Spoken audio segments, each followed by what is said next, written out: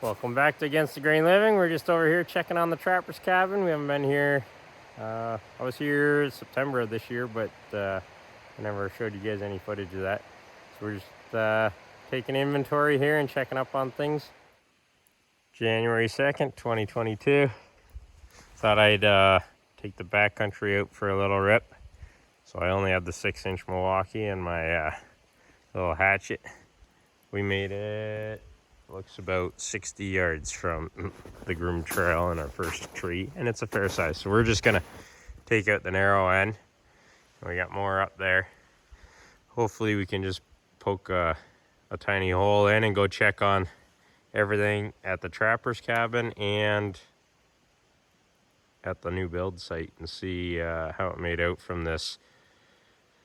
Oh, I don't know what it was up here. 3.5 feet of snow, and then 5 days of rain and warm weather. It's still warm today and tomorrow, and more rain tomorrow. So we're just gonna check on things. Thought we'd get the little backcountry out. I'm happy with my decision on bringing the backcountry. There's so much water started going. There's a lot of little water crossings. This thing's so light and it pops up, and my body weight can maneuver a lot better. Just back there a couple 100 yards. I almost had this thing stuck and it was nothing to get it out because of the weight of the thing. So I'm happy with that. So we still have snow in here where the sun can get at, and there's rock and the water is flowing. We have little pockets, but one more fresh dump of snow and we'll be back at it up here, which is good. I didn't lose everything. But I had to cut 6 trees out of the way to get this far. And there was still a bunch of lean over. Like, I didn't tidy everything up. If I could get the sled by, I just carried on. I'll come back in with the Scandic and tidy things up next snowfall. But we're gonna press on, check on things. Well, it wasn't too bad considering further south of here, where I've been helping cut trails. They were much worse off. Like I said, I still have to tidy up the spots I just poked. I just made it wide enough for the snowmobile to come through to come in and check. But everything here at the build site seems to be all right. So I'm just gonna check the cameras. They haven't been communicating with my phone, so see what's going on with them. And then I'm not going back out the same way. I don't have a trail to the Trapper's Cabin from here yet. A walking trail, not a wide one. So we're gonna bushwhack the back country down the 500 feet of elevation loss. So it's pretty steep. I've never ever brought a sled up this way. I've only been able to go down. If we have more snow, I'd like to try it with this back country. But yeah, we're gonna go down there and see how the roof held up over the deck at the Trapper's Cabin, and then just do an inventory of what's there. I'm probably going to bring all the ladders and tools and everything that I've had stashed there over to this site, because this is where I'll be working for the next couple of years. It'd be nice to keep some stuff over there that I have multiples of, just for the odd time we stay over there in the summer when we canoe in. But I'm going to build a platform here. Down here where I put those screw piles, I'm going to use some of the, I don't know, probably 8 of them or whatever down there. I doubt you can see it. There's a couple boards sitting in them, and I'm just going to build a little platform, 12 by 12 or something, whatever makes sense dimensionally with plywood, and set up a tent that can stay there so I can spend Saturday nights throughout the summer working on this thing. Anyway, we're going to carry on. I have this rock ledge that runs on an angle across the whole property. And this is the only little ravine, it's a drainage, that I could find walking the entire thing that anything would be able to get up. I'd like to cut a trail following the ravine all the way up so it was straight. Give myself a little hill climb for this guy. But it's hard to do hills on video. But it's pretty steep. And this is the only way up. I don't know if I can.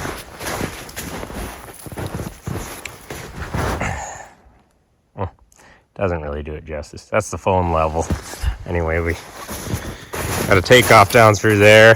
And I do have a bunch of brush across that wet hole, so I'm hoping it holds me up and I don't get all covered in mud. But we're gonna press on.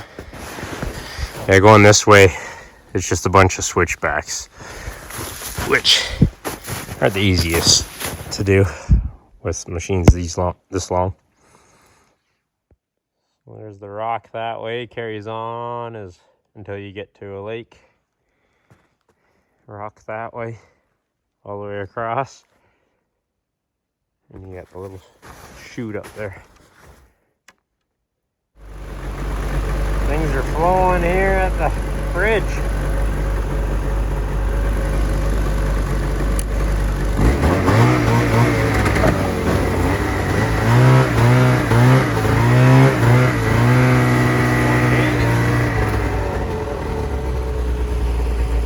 That's like springtime water height.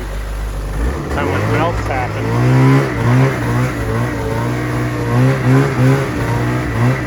Better use two hands for this.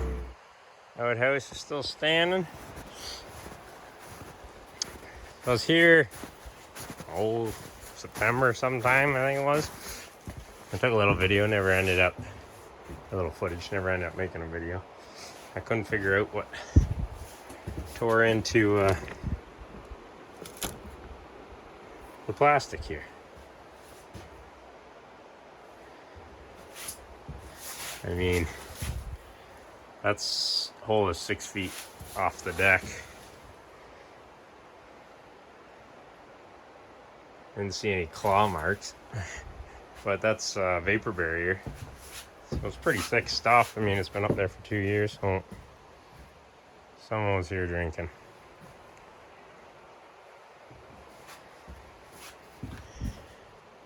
Isn't that nice? Not a fan of litterers, let alone ones that drink in litter. So we're -1 there. It's warm. The roof still there. Enough of an angle that it's all melted off. Same with the cabin. I'm just gonna poke my head in the woodshed up there and outhouse in the cabin and see what's going on. Sun's just poking out around some clouds there. Beauty day though. Just need more snow. Just finishing a quick little sandwich and then we're gonna head out across that bridge that I built last spring, I think it was. And we're going out following this river all the way out, which is the way I hauled and come into here usually. I haven't been this way, probably 8 months.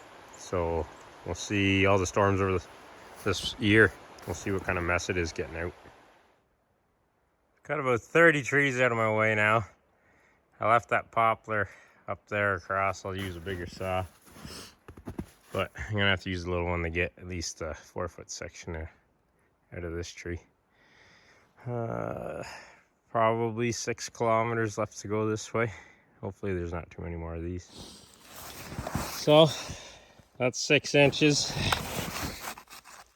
Probably 8 inches to cut.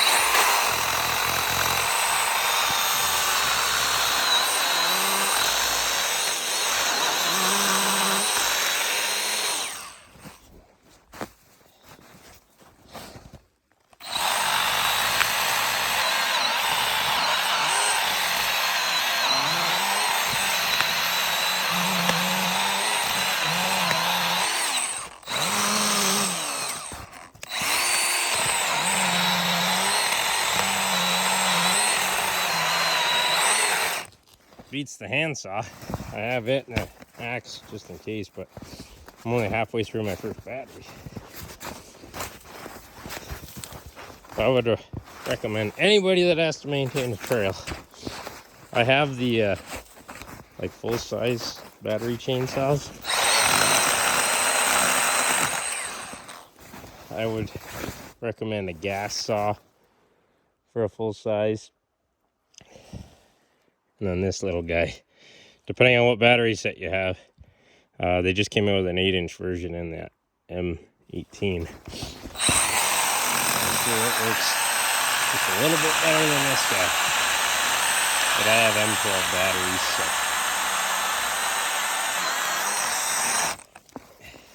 that's that. It's not ideal for big stuff, but that's the only saw you got. It will get through it. There's a lot of water on the trail. I've been using the sled as a platform to stand on. Just thinking poplar. So I'm just gonna take that top finger, and that's gonna have to stay till summer. Get that guy in behind too, but that's all water beneath that pine tree. We're coming up to the beaver pond. I have no idea if I'm gonna have to turn around and go all the way back out the other way, which will mean I'll have to go up that hill for the first time with not very good snow conditions. It's actually pretty deep in there, and it's all slush, so I'm trying to keep my feet dry. But we got through that 9-inch section of poplar, not too bad. It went pretty quick. I wouldn't want to tackle any more than a 4-inch hardwood beech or something like that, but as long as you're not pushing the saw too much, not trying to engage all the teeth cutting at once, you can probably get through fair size hardwood too. Well, there's the biggest one. Got the little saw that I've ever had to buck up. So I had to switch to the other battery. I only brought 2 4 amps, but we should be able to get out of here. So I had to cut all this little stuff that it brought down, twist it out of the way, and then those 2 big cuts, and then I got that strap on it and pulled it out of the way. Hopefully there's not too many more like that, because if I had, I could probably only get maybe 6 or 7 more cuts like that with how much battery power I have left for the day. Anyway, let's get out of here. We made it to the swamp. A long way across. So when it freezes up, I can go straight across there. And it's sketchy. The trail goes through there, which it looks very deep still. I got to get to where that bush is. Then it's on land for a while, and then there's just a creek, 2 creek crossings. But judging by this, there's probably a stretch across there, tight to those trees, that's all underwater. And then the beaver pond goes out there. I'm in here alone, and I know no ice is good, and it's too dense to get up and around. So we're gonna throw on a fresh set of gloves and make our way back out the same way we came in. Added a bunch of time to our day. Anyway, wish me luck. If I have any other exciting adventures for the rest of this day, I'll flick on the phone again. But till next time, we'll test out the groomer I built. Take care. Well, wish me luck. I just propped the phone up in the snow. This is my only last obstacle, is to get up this hill.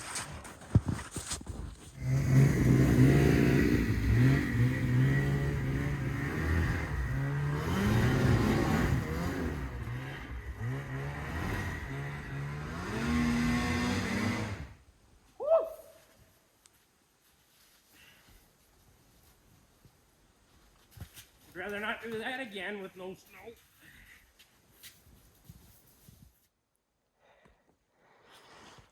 Rocks, stumps.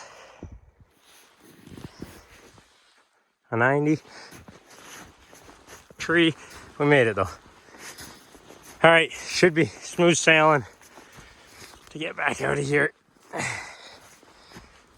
We'll see you next time. For real now.